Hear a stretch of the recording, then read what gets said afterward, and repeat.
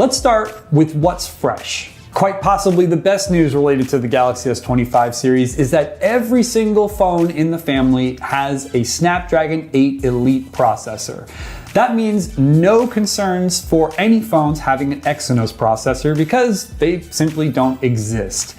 Along with this brand new processor, you also get 12 gigabytes of RAM across the board, even for the vanilla Galaxy S25. This is great because in the previous years, if you wanted that smaller phone, you had to deal with less RAM. The Galaxy S25 Ultra also gets a very significant camera hardware upgrade with a brand new 50 megapixel ultra-wide lens. Allegedly, this is going to make it so that even your macro shots on the Galaxy S25 Ultra will be better than any Ultra phone you've seen before it. Because Samsung has refined the designs of the Galaxy S25 series, every phone is actually thinner and lighter than the previous model. That's really great to see, especially for that Galaxy S25 Ultra, which has always been a beast in your hand. One of my personal favorite new design changes for the Galaxy S25 Ultra is the corners of the phone, which finally are rounded. That means there's no more sharp, jagged sides sticking into your palm when you're using the phone one-handed. Even with all these refinements, Samsung was actually able to make the screen a little bit bigger in the Galaxy S25 Ultra, going from 6.8 inches to 6.9 inches.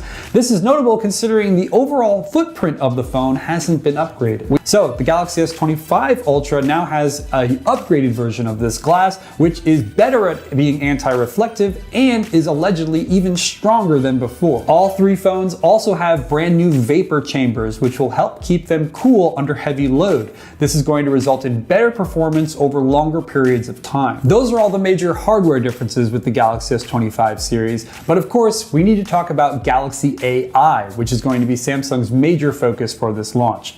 So the big news here is that Gemini is now the default assistant across all Galaxy S25 phones. Samsung's hope is to make the AI baked into the Galaxy S25 series incredibly conversational, meaning that you can talk to it just like you would talk to anyone else and get what you need done without having to use proper syntax. AI is also going to work within Samsung apps.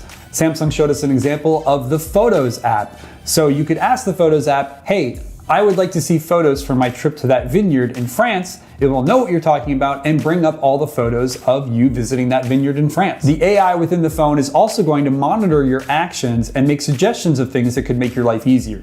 For example, if you turn dark mode on at night and then turn dark mode off during the day, if you do that enough, the AI will actually suggest that it turn on a routine for you that will do that automatically. And while all these features are really cool, we still have to talk about the things that make these phones feel stale, the things that Samsung hasn't updated and in a few cases even actively made worse. Okay, so let's talk about what feels stale with the Galaxy S25 series.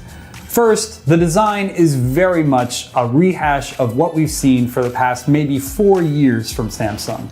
Granted, it made a couple of minor changes here, like the ones I talked about earlier, but also it added this very thick bezel around the cameras. It's supposed to make it look a lot more like the Galaxy Z Fold 6 camera design, which is cool, I suppose, but doesn't really mean anything. And then you have the overall looks of the phones, which haven't changed at all. You've got the 3 camera lenses in the upper left corner for the Galaxy S25 and the S25 Plus, and then you have the same camera array that we've seen on previous Galaxy S Ultra models on the Galaxy S25 Ultra. So really, Samsung's just sort of slightly changed things, but left the majority of things the same. Although it was great to see the Galaxy S25 Ultra get a brand new ultra-wide lens, the cameras on the other 2 phones in the family haven't changed meaningfully at all. That means we are once again in another year where the Galaxy S25 and the 25 Plus don't see any new camera hardware.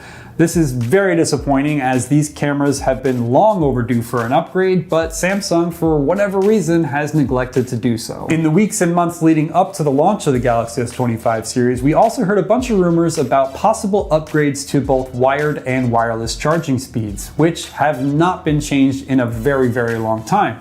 Unfortunately, I can confirm that there are no upgrades here either. We have the same exact speeds as we saw on previous phones. This is pretty disappointing, especially when you consider a lot of other competitor phones are pushing the very limits of how fast a phone can charge in both wired and wireless states. So Samsung is once again going to be way behind the curve here. Battery capacities are also the same this year. This is especially confusing when you know that Samsung competitors like OnePlus and Xiaomi are pushing way past the 6,000 milliamp hour battery capacity.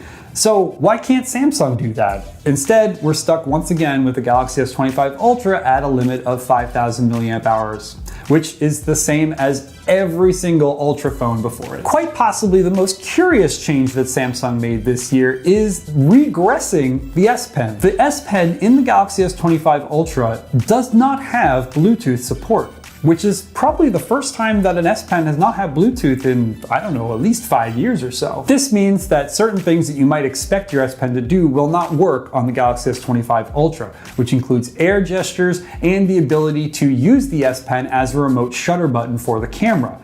Granted, there are other things that you can do to duplicate these things, but it is kind of strange that Samsung took this feature away after being so committed to it for so many years. Even some of the AI features that Samsung has announced today are just rehashes of things that we've already seen before. For example, Samsung's new audio eraser tool for video is just a rehash of Google's Audio Magic Eraser on Pixels. It does exactly the same thing.